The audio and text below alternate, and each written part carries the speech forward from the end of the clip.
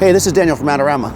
We had a lot of great feedback on our video on high-speed sync and short flash duration, and we came out here and shot on my balcony with Justina, and we got some nice portraits.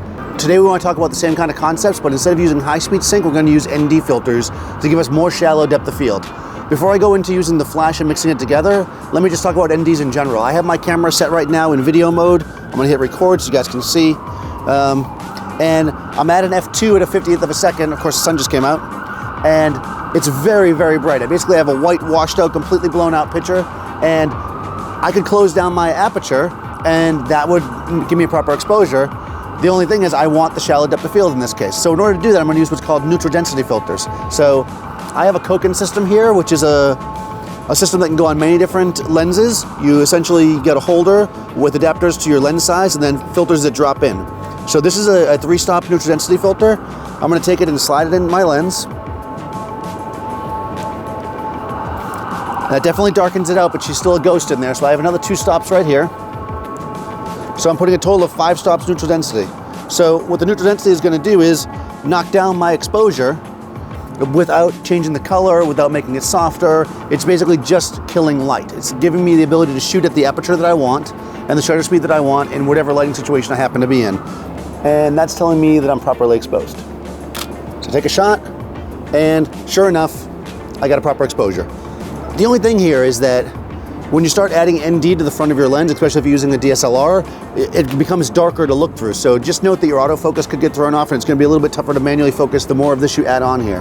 That's really the only drawback besides flare and other things that you could have from filters in general. But like the last time, I want to control my situation. I want to create light that's going to be beautiful for me, the way that I want it to look. So I want to bring in flash. So I have a Profoto Acute system here with the softbox, same softbox we used last time.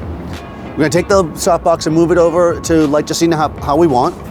Now, the way that I do this, just to make life easy, is instead of trying to do all kinds of math in my head with the filters, I look at my camera, and I'm set at, 100 ISO to make sure, and I know that I have 3 stops of ND in there. So I'm going to take my light meter. I have my ISO on my camera set at 100.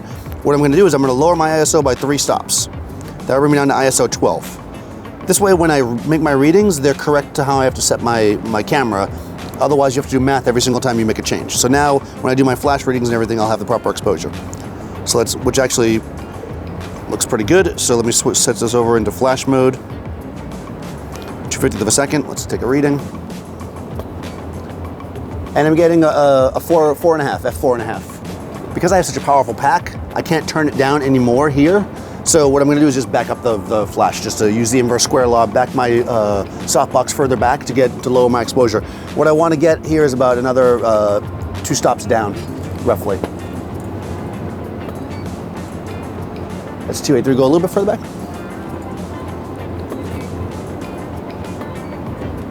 So I'm getting a 2.8. I'm going to work there, and we'll see what we get.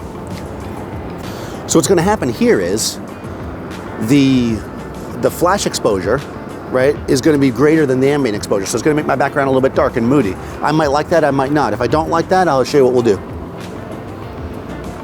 Okay, so let's make a shot. Okay, so I have this shot of Justina, and it's pretty nice. In that 2.8, it looks pretty good.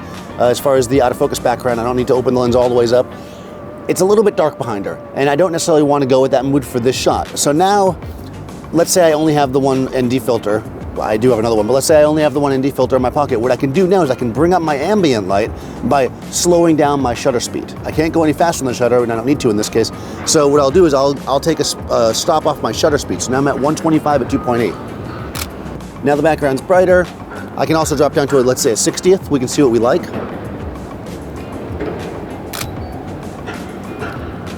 That's a little hot, so I think I'm gonna split the difference and go at a 1/100th of a second. So at this point here, at 100th of a second at 2.8, I have a bright, airy background, and it matches the look of the dress. But if I did want like an evening look again, I could again adjust my shutter speed, and I can shoot at 250. At 2/50th of a second, the background is much, much darker. And if I wanted to add a little bit more flavor to this, I could take my white balance and make it a little bit cooler. Right now I'm set at daylight. If I go a little bit cooler,